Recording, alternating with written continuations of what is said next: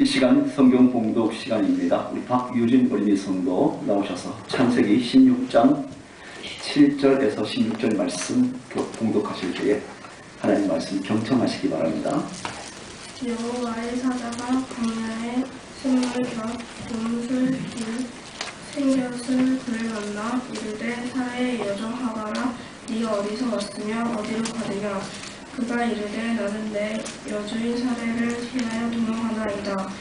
여호와의 사자가 그에게 이르되 네 여주인에게로 돌아가서 그 수하에 복종하라. 여호와의 사자가 또 그에게 이르되 내가 네 씨를 크게 번성하여 그 수가 많아 셀 수 없게 하리라. 여호와의 사자가 또 그에게 이르되 네가 임신하였은즉 아들을 낳으리니 그 아들을 이스마엘이라 하라. 이는 여호와께서 네 고통을 들으셨음이니라. 그가 사람 중에 등악이 같이 되리니 그의 손이 모든 사람을 붙이고 모든 사람의 손을 그를 칠지며 그가 모든 형제와 대왕에게서 살리라 하니라. 하갈이 자신에게 이르신 여호와의 이름을 나를 살피시는 하나님이라 하였으니 이는 내가 어떻게 여기서 나를 살피시는 하나님을 배웠는고 함이라. 이런 무덤 그릇에는 베알하에로이라 불렸으며 그것은 가데스와 벨레 사이에 있더라. 하갈이 아브람의 아들을 낳음에 아브람이 하갈이 낳은 그 아들을 이름하여 아스마엘이라 하였더라. 하갈이 아브람의 이스마엘을 낳았을 때에 아브람이 86세였더라. 아멘. 네, 감사합니다. 우리 유진이 예수를 기도해 주시고 또 잘 믿음으로 성숙하게 성장을 위해서 기도 부탁드립니다. 사람은 여러분 항상 한계가 있어요. 그래서 이 한계 때문에 두려워서 실수할 때가 있습니다. 사람의 실수를 실수했구나 하고 봐줄 수 있는 사람과 또 용납하지 못하는 사람은 여러분 우리가 그것도 한계에 있는 사람이겠죠. 오늘 우리가 본문에 보시면 이 실수했던 아브라함을 보게 됩니다. 아브라함은 사라와 함께 이 믿음을 이 하갈에게 이 불신앙의 선택을 하갈을 통해서 결국 임신을 하게 만들지요. 사례를 통해서 자녀를 주겠다고 말씀을 했습니다. 그리고 그 자녀를 통해서 하나님께서 메시아를 주시겠다고 약속하셨던 거지요. 근데 오늘 이 기다림을 잊어버렸습니다. 결국 이 임신한 사실 때문에 의도치 않는 일을 경험하게 되지요. 그리고 아브라함도 예상치 못한 일을 당하게 됩니다. 여러분 우리가 하나님께서 선한 길로 인도하심에 따라서 걸어가면 하나님께서 우리에게 형통함을 허락하십니다. 하지만 하나님의 의도가 아니라 우리의 계획과 우리의 방법대로 일을 가다가 보면 항상 예기치 못한 일들을 경험하게 될 때가 많습니다. 결국 사례는 하갈을 학대하죠. 예기치 못한 사건은 임신을 했던 이 하갈이 이제 여주인을 멸시하는 사건이 벌어지고 이 일 때문에 깜짝 놀랐던 사례가 자기 여종 하갈을 핍박하고 그리고 학대를 합니다. 이 학대 때문에 하갈은 또 도망을 가죠. 아브라함이 또 편들어 주지 않습니다. 그러니까 도망을 가죠. 그러면 여기서 이 가정이 어떻게 풍비박산이 되는지 우리가 보게 되는 것이죠. 근데 우리 여기서 한 가지 놀라운 사건을 발견하게 됩니다. 뭐냐면 학대당했던 이 하갈은 이방인입니다. 애굽 여자이거든요. 애굽 여자이면서 종이었습니다. 근데 오늘 놀라운 사건은 이 애굽 여자였던 이방인이었던 하갈에게 하나님이 나타나세요. 그리고 찾아오신 거죠. 우리는 이렇게 알고 있습니다. 하나님은 아브라함의 하나님이고 하나님은 사레의 하나님이라고 생각을 했습니다. 근데 하나님께서 이방 여자였던 이 하갈에게 나타나셔서 그에게 말씀을 해주시는 거죠. 하나님께서는 이 하갈을 찾아오신 사건을 통해서 오늘 몇 가지 말씀을 같이 나눌 것인데요. 이스마엘도 하나님이 축복하신다. 이스마엘은 이방인의 대명사입니다. 그러니까 유대인만 하나님이 축복하신다라고 생각을 했습니다. 근데 성경을 자세히 보니까 아닙니다. 유대인만 하나님이 축복하신 것이 아니라 하나님은 이방인도 여전히 축복하시는 장면이 나오죠. 성경을 면면히 살펴보십시오. 유대인만 축복한 장면이 아닙니다. 끊임없이 이방인들이 나옵니다. 우리가 잘 아는 에디오피아의 넷이 아시죠? 또 그 앞에 보시면요, 이 다윗의 장군 중에서도 여러분 아주 이방인들이 많습니다. 우리아도 햇 사람입니다. 그렇죠? 우리가 자꾸만 이 시야를 좁히니까 나만 우리만이라는 생각으로 자꾸 갇히게 되는 건데, 시야를 넓히시면, 시야를 넓히십시오. 가슴을 넓게 펴십시오. 자꾸만 여러분 이렇게 좁게 보시지 마십시오. 넓혀보시면 하나님의 시야가 얼마나 넓은지. 이단들의 가장 큰 문제가 뭐냐면 자꾸 좁히는 겁니다. 그래서 우리만 구원이 있다고 생각합니다. 그렇지 않습니다. 구원은요, 그들에게만 있는 것이 아닙니다. 또 그것이 잘못된 것입니다. 유대인들이 왜 주님께서 독사의 자식들아라고 말했냐면 그들이 하나님께 선택받지 않았기 때문에 욕먹은 것이 아닙니다. 우리만 선택받았다라고 생각했던 좁은 마음이 하나님을 그들에게 주님께서 욕을 하신 것이죠. 자, 오늘 하나님께서 하갈에게 관심이 있습니다. 그래서 오늘 본문 7절 말씀해 보시면 사레의 여종 하갈아 이렇게 말하죠. 이 질문은 모든 인생에게 하는 질문입니다. 내가 어디서 왔으며 어디로 가느냐. 여러분 어디서 오셨어? 어디로 가십니까? 아마 이 자리에 계신 분들 중에서 딱 분명하게 대답하실 분들이 별로 계시지 않을 겁니다. 그냥 우리가 성경에서 이야기한 대로 이렇게 답을 줄 수는 있지만 진짜 내가 어디서 왔고 어디로 가는가? 이건요, 신불신을 떠나는 것이죠. 물론 여러분 여기서 무신론자들도 이런 말을 합니다. 하지만 이들의 인생관, 세계관이죠. 또 여러분 여기 있던 크리스찬들의 세계관, 이 차이는 선명하게 구별이 됩니다. 이 무신론자들, 하나님을 믿지 않는 사람들의 이 인생관은 이렇습니다. 우연히 태어난 겁니다. 왜냐하면 알 수가 없으니까. 우연히 태어났죠. 그리고 이 사회, 생존 경쟁의 사회에 던져졌습니다. 그러니까 여러분, 내가 남을 밟든지 어떤 방법을 가지고 있든지 그들을 밟고 일어서서 내가 성공해야 합니다. 이게 무신론자들, 하나님 믿지 않는 사람들의 인생관입니다. 그리고 어느 날 여러분 삭자 걸쳐 어느 날 한일자에다가 저녁 석자죠. 저녁에 칼도자 비수가 날아서 가슴에 박이면 가노라 말도 하지 못하고 가는 거죠. 이렇게 죽어가는 것이 인생이다.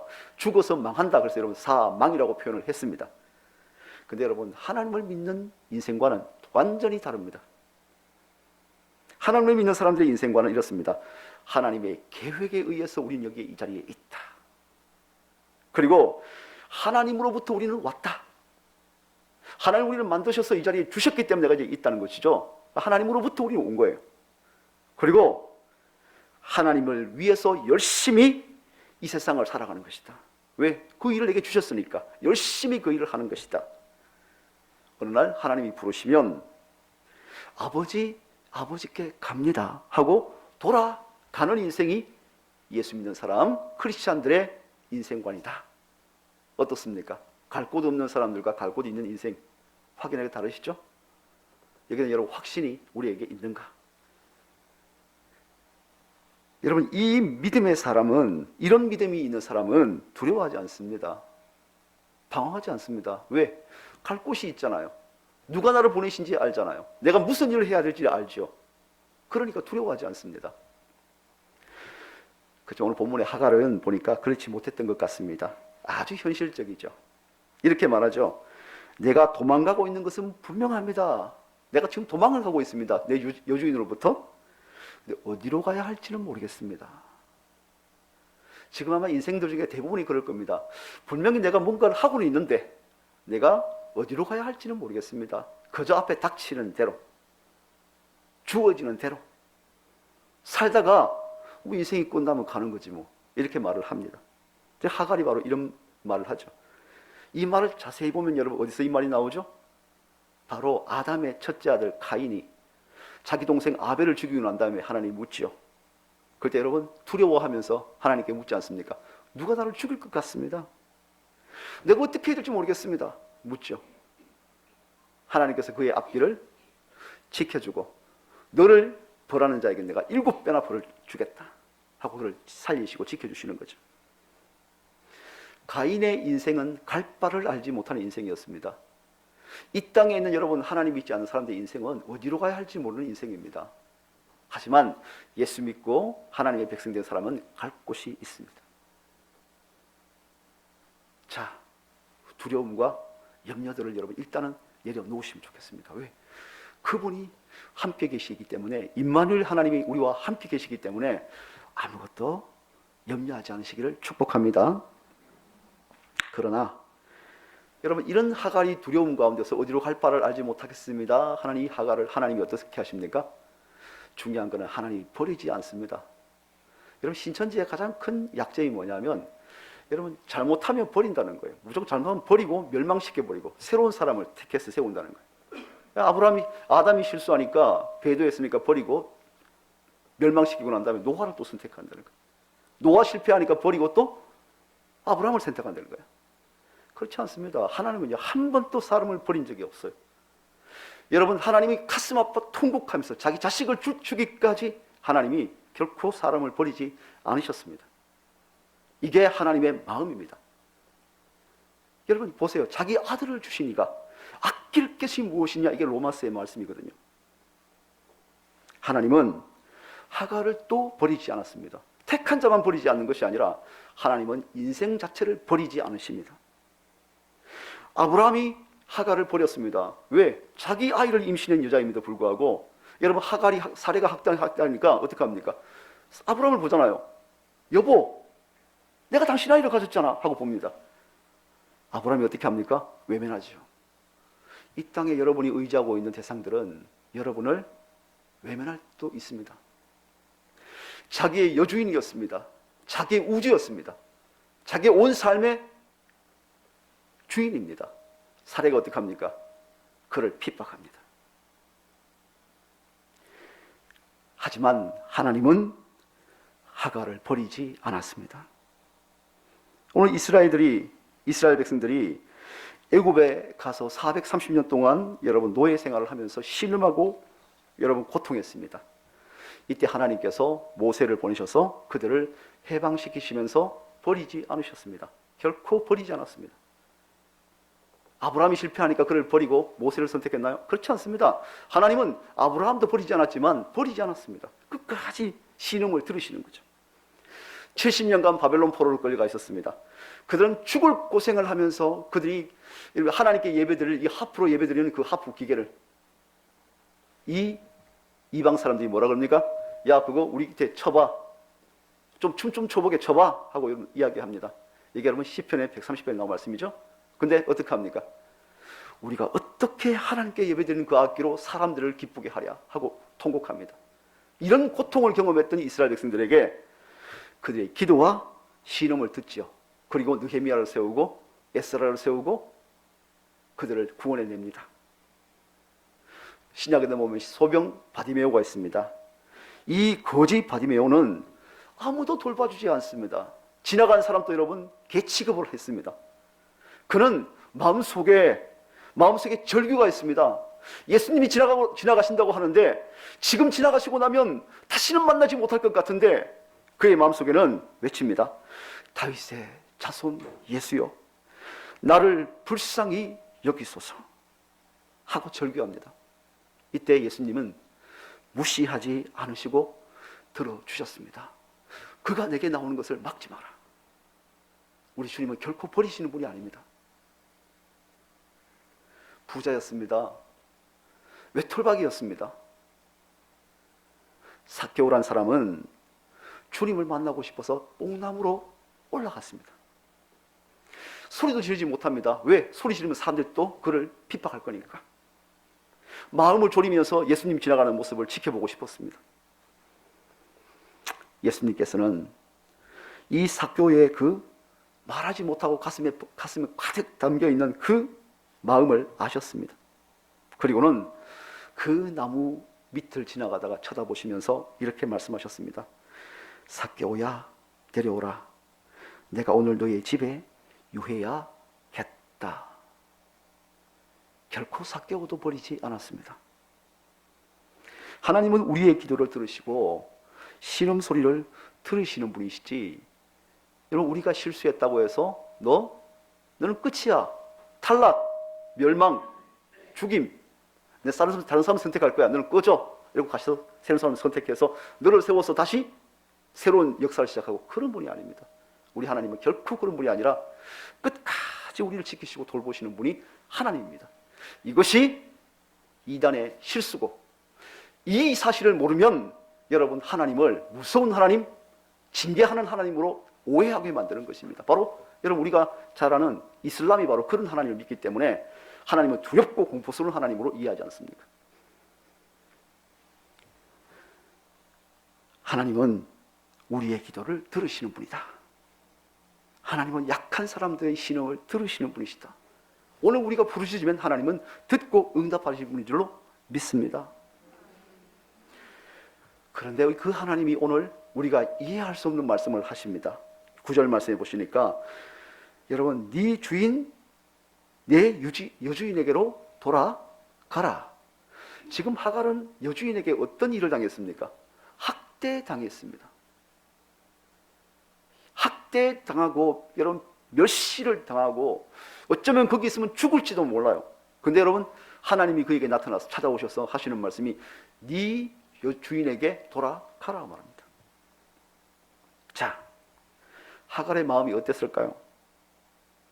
아마 이러지 않았을까요? 죽었으면 죽었지, 그곳으로는 다시 가지 않겠습니다. 내가 죽었으면 죽었지, 내가 그곳으로 돌아가지 않겠습니다.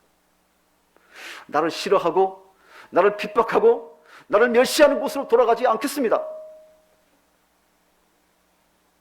근데 우리가 하나님께서 어떤 분인지를 알면요, 여러분, 우리가 이해할 수 없는 말을 해도 이해가 돼요. 그래서 여러분, 성경을 바로 아셔야 된다는 게, 성경에 있는 말, 여러분 있는 문자를 이해하시면 되는 것이 아니라 하나님의 마음을 아셔야 돼요. 하나님은요, 결코 버리지 않으시고 약자의, 작은 자의 음성도 들으시는 분이시고, 지금도 나를 찾아오시고 절규하는 그 바디메오의 음성을 들으시고, 여러분 가슴 속에 흐느끼면서 말하지 못하는 그 삭개오의 마음도 아시는 하나님이 이 여자에게 너 여주인에게 돌아가, 이 말은요, 너 거기 가서 핍박당하고 너 굴복해, 이런 말씀일까요? 아니라는 사실을 우리가 알지 않습니까? 하나님 무슨 말을 하시는가를 아셔야 되지 않겠습니까? 여주인에게 돌아가라. 여러분, 이렇게 말하고 있습니다. 이 말은 만약 나의 말을 듣고 순종하면, 그래서 여주인에게 돌아간다면 그 여주인의 마음을 내가 바꿀 거야, 이 말씀이죠. 순종은 세상을 바꿉니다. 여러분, 내가 내 뜻을 주장하면 바뀌는 게 없습니다. 하나님 말씀에 순종하면 하나님이 세상을 바꾸십니다. 여러분, 상황이 변하지 않을 것 같습니다. 어떻게 원악한지 바뀌지 않을 것 같습니다. 순종할 때 상황을 바꾸십니다. 만약 하갈이 돌아갈 마음을 정했다면 여러분, 그녀에게 두 가지 현상이 나타날 거예요. 첫 번째는 마음가짐을 새롭게 할 거예요. 그래, 여주인에게 돌아가니까 내가 다시 옛날처럼 잘 섬겨야지, 마음이 바뀌었을 거예요. 여러분, 이 사람은요, 상황을 경험해봐야 그 사람의 속마음을 알 수 있어요. 하갈을, 여주인을 섬길 때까지는 납작 엎드렸습니다. 근데 여러분, 그 여인의 마음속에 주인의 씨가 잉태가 되어서 임신을 했습니다. 하갈, 자기 여주인은 임신을 하지 못하잖아요. 이 다음에 자기 모든 재산이 누구께 될까요? 자기 아들께 될 거니까 사람이 교만해지는 거죠. 본성이 나오는 거죠. 사례를 핍박하고 사례를 멸시하지 않습니까? 만약에 그 살해에게로 돌아간다면 어떻게 돼야 되겠습니까? 성격을 죽이겠죠.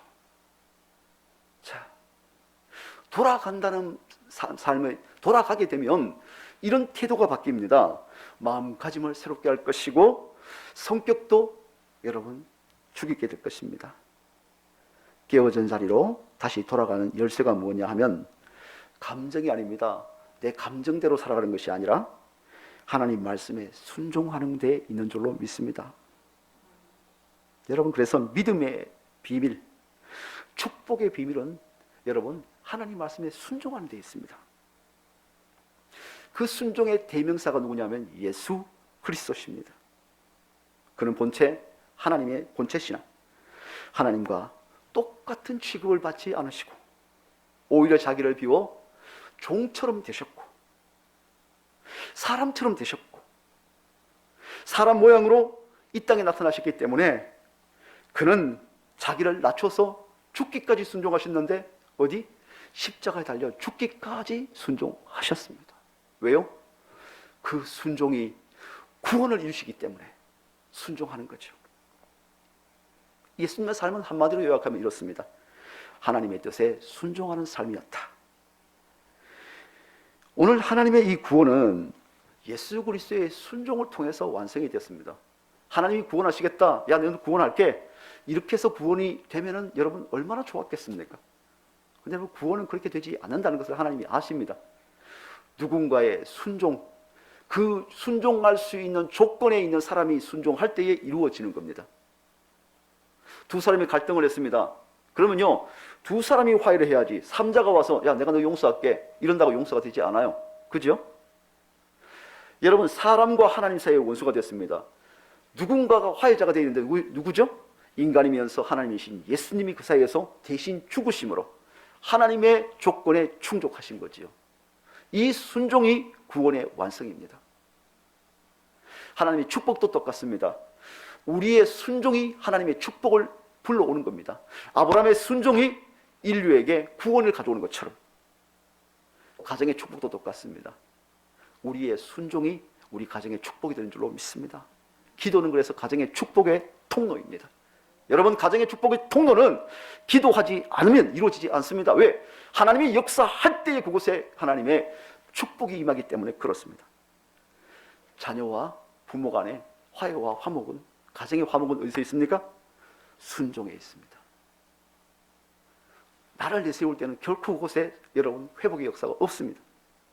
그러므로 축복의 열쇠는 순종에 있다 하는 것입니다. 순종은 약속의 자녀가 아니어도 됩니다.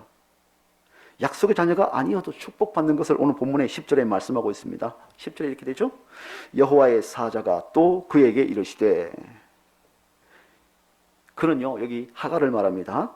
내가 내 자손을, 하나님이 하갈의 자손을 크게 번성하여 그 수가 많아 셀 수 없게 하리라. 여러분 번역이 틀렸습니까? 맞죠? 아브라함에게만 하지 않았습니다. 아브라함이 배도하니까 그를 버려버리고 또 모세를 택한 게 아닙니다. 하나님께서는 결코 그렇지 않고 하나님께서는 아브라함이든 하갈이든 순종하는 자를 하나님께서 축복하시는 거죠. 하갈은 본인이 불순종한 게 아닙니다. 아브라함이 불순종한 것 때문에 여종이 그 주인과 함께 임신을 한 거죠. 결국 여러분 불순종의 씨앗입니다. 그렇지만 하나님께서는 여러분 이 이스마엘을 이삭만큼 축복하시는 모습을 보게 됩니다. 여기서 우리가 한 가지 발견할 것은 이렇습니다. 약속의 자녀인 이삭의 특권, 그게 믿는 사람의 특권이죠. 이 특권은 부자가 특권이 아닙니다. 자꾸 우리가 한국 교회가 잘못 온 거죠. 지금까지 경제가 막 부흥하니까 잘 살게 되니까 잘 사는 게 곧 축복이라고 오해했습니다. 그렇지 않습니다. 이삭은요, 야곱은요 실제로 이스마엘보다 잘 살지 못합니다. 이스마엘이 12방백을 낳습니다. 이삭은 누구밖에 못 낳습니까? 상둥이 바로 두 사람이죠. 에서와 야곱밖에 낳지 못합니다. 그러니까 누가 더 많이 축복을 받았습니까? 이스마엘입니다. 부의 기준이 축복의 기준이 아니라 약속의 자녀의 가장 큰 특권 특권은 무엇이냐면 바로 그 자손 가운데 인류를 구원할 메시아가 태어날 것이고, 그리고 그 메시아가 온 인류를 구원하실 것이라는 축복의 통로로 사용하시는 것이 약속받은 사람의 특권인 줄로 믿습니다. 여러분, 우리의 특권은요, 저기 있는 세상에 있는 정주영 씨나 여러분 또 우리 삼성의 이건희 씨나 이런 사람처럼 부자가 되는 것이 우리의 기독교인의 특권이 아닙니다. 우리의 특권은 그들은 하나님의 구원의 역사에 참여할 수 없지만 우리는 하나님의 구원 역사에 동참하면서 우리의 자손들을 통해서 하나님의 구원의 역사를 이루신다는 것, 이것이 하나님 믿는 사람의 특권인 줄로 믿습니다. 많은 사람이 오해합니다. 유대인들이 왜 주님께 욕을 먹었냐면 여기에 있습니다. 하나님이 자기들을 선택했다는 이야기하니까 하나님은 우리만의 하나님이야, 이방인들은 아니야, 이방인들은 땔감이야, 이렇게 생각했습니다. 이스라엘 백성들의 실수는 하나님을 독점하는 것이었습니다. 그것은 축복이 아니었습니다. 이 일 때문에 그들은 하나님을 우리가 독차지했으니까, 이겁니다. 드라빔을 독차지한 것과 똑같이 하나님을 우리가 독차지했으니까 여기에서 부도 나올 것이고 여러분 성공도 나올 것이고 다 나올 것이다 하는 세상적인 가치관, 물질적인 가치관에 빠져 있었던 거죠. 하나님 주님께서 뭐라 그럽니까? 저 로마 빨리 멸망시키고 우리가 세계를 제패했으면 좋겠어, 이런 말은 유대인들에게 독사의 자식들아, 제가 우리말로 옮길 수가 없습니다. 왜? 그 나라에는 가장 무서운 게 독사지만 우리나라에서 가장 여러분 더럽고 무서운 건 뭡니까? 하여튼 그것입니다. 오늘 우리가 생각해 볼 말씀은 그렇습니다. 하나님은 결코 독점할 수 있는 대상이 아닙니다. 우리가 그분께 순종하는가 아닌가에 달려있지, 하나님을 나의 것으로 우상처럼 독점하는 이 잘못된 신앙과는 결국 세상과 다를 바가 없는, 하나님을 섬긴다고 했는데 알고 봤더니 우상을 섬기는 것과 다를 바가 없다. 하나님은 하갈에게 이렇게 말씀했습니다. 내가 내 말을 듣고 순종하면 내 자손으로 크게 번성케 하여 그 수가 많아 셀 수 없게 하겠다. 이스마엘 자손들이 여러분 중동에 얼마나 번창하고 있습니까? 아시죠? 수가 어마어마하게 많습니다. 하나님께서는 순종하는 자에게 축복을 주시는 것이지 하나님을 독점하는 자에게 축복을 주시지 않습니다. 하나님이 하갈에게 아들을 낳을 것이라 11절 말씀하셨습니다. 이 아들의 이름은 이스마엘입니다. 이스마엘이란 뜻은 고통에서 해방됐다. 너 지금까지 노예로 고통받았잖아.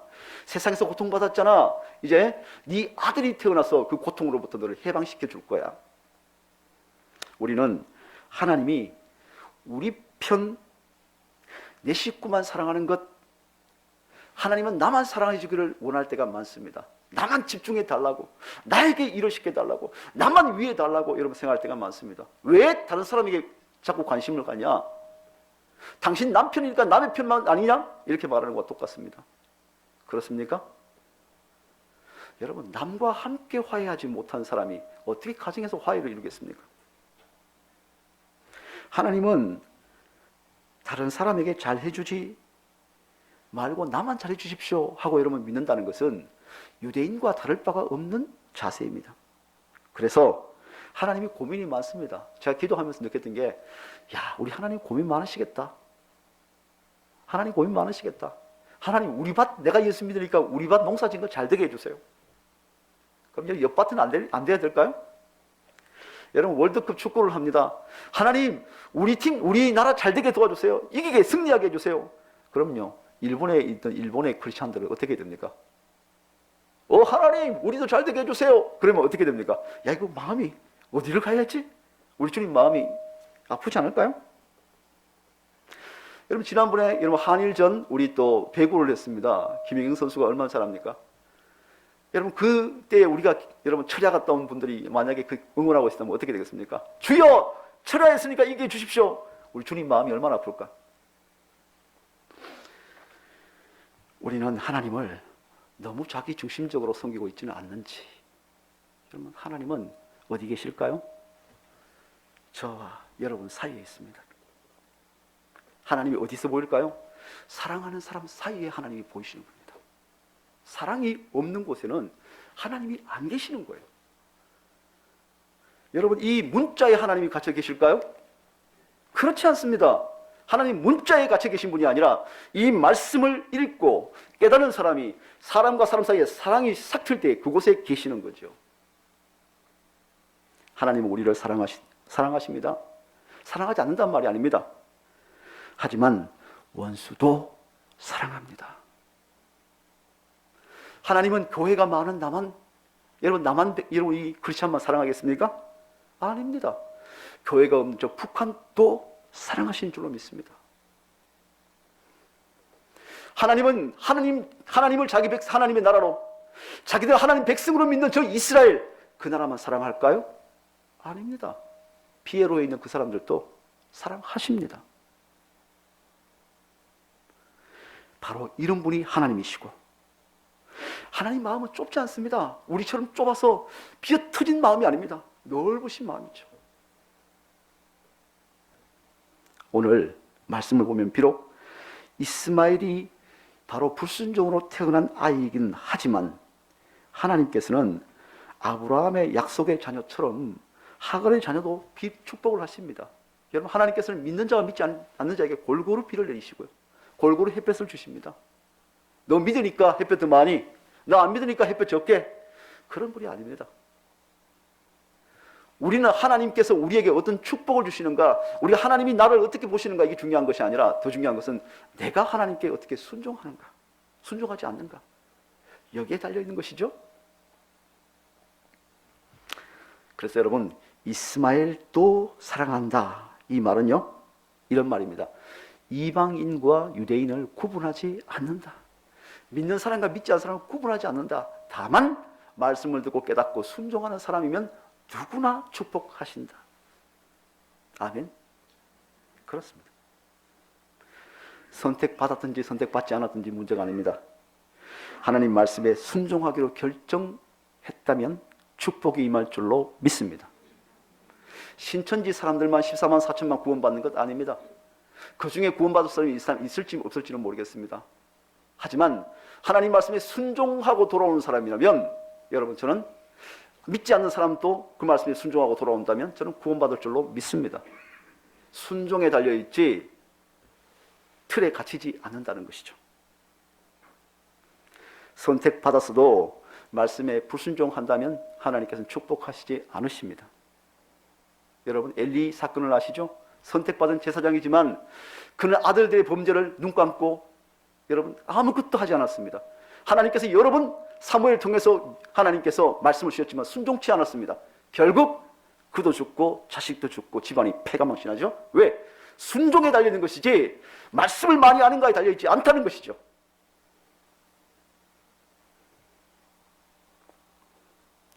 약자의 편에 서시는 하나님, 우리의 고통과 시련을 들으시는 하나님, 우리를 불쌍히 여기시는 하나님, 한 번도 우리를 떠나지 않았던 하나님, 우리가 떠나고 우리가 배신했지만 그분은 여전히 우리를 붙잡고 한 번도 지금까지 포기하지 않으시고 마지막에 자기 아들까지 주신 하나님, 그 하나님이 저와 여러분의 하나님인 줄로 믿습니다. 하갈은 이 하나님의 음성을 듣고 돌아갑니다. 돌아갔더니 15절 16절 말씀해 보시면, 하갈이 아브라함의 아들을 낳음에 아브라함이 하갈을 낳은 아들의 이름을 이스마엘이라 하였더라. 뭐죠? 그 집에 돌아왔더니 누가 받아줘요? 여종이, 학대하고 내쫓았던 여종이, 주인이 하갈을 다시 받아줘요. 외면했던 아브라함이 다시 받아줘요. 어떻게 해요? 순종했더니 아브라함의 마음을 바꿔요. 순종했더니 그를 학대했던 주인의, 여종의 마음을 바꿔요. 상황을 바꾸는 거예요. 순종이 삶을 바꾸고 환경을 바꾸는 줄로 믿습니다. 변화는 바로 여기에 있습니다. 이때 아브라함은 나이가 86세였습니다. 임신했을 때는 85세였고 이스마엘을 낳은 지는 86세입니다. 그러나 아직도 이삭이 태어나려고 하면 14년이 더 있어야 됩니다. 100세가 돼야 되니까. 그래서 여러분, 우리가 깨닫는 것은 있습니다. 실수에도 하나님이 축복하시지만 하나님께서는 여러분 축복과 다르게 하나님의 역사를 이루실 메시아를 보내고 하나님의 구원자를 보내시는 통로로 사용하시는 이 축복은 어떻게 오느냐면 기다릴 때, 우리 믿음은요 기다릴 때에 옵니다. 또 믿음은요 순종할 때 오십니다. 여러분, 결론입니다. 할 수 없다고 생각하고 안 된다고 생각하는 이 생각, 여러분 내 감정에 맞지 않다고 생각하는 환경들, 삶들 있을 수 있습니다. 여기에 축복이 있는 것이 아니라 하나님 말씀에 순종하며 주님 말씀이라면 할 수 있습니다라고 생각하는 그 삶 가운데, 여러분 그 순종 가운데 하나님의 축복이 있다는 사실을 오늘 이야기해 주고 있습니다. 그것은요 사례에게 문제가 있지 않습니다. 하갈에게 문제가 있지 않습니다. 순종에 문제가 있습니다. 오늘 여러분 순종을 통해서 하나님의 축복이 저와 여러분의 가정에 풍성하시기를 축복합니다. 기도하겠습니다.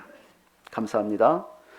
하나님, 축복은 이방인이라고 해서 또 하나님 유대인이라고 해서 주어지는 것이 아니라 순종하고 하나님의 그 약속을 기다리는 사람에게 하나님께서 축복이 임한 줄로 믿습니다. 오늘 하나님, 우리의 실수가 많이 있지만 그 하나님께서 우리를 떠나시지 않으시고 하나님의 계획하심을 다 이룰 때까지 하나님께서 우리를 붙잡으시고 순종할 때는 하나님 기쁘게 그에게 축복하시는 하나님이심을 저희가 보게 되었습니다. 그 하나님이 나의 하나님이요, 그 하나님이 우리의 하나님이요, 그 하나님이 임마누엘 하나님, 나와 함께 계시고 우리와 함께 계신 하나님인 줄로 믿습니다. 결코 떠나지 않는 하나님이 오늘 저희와 함께 하시기를 간절히 바라오며 예수 그리스도의 이름으로 기도드립니다. 아멘.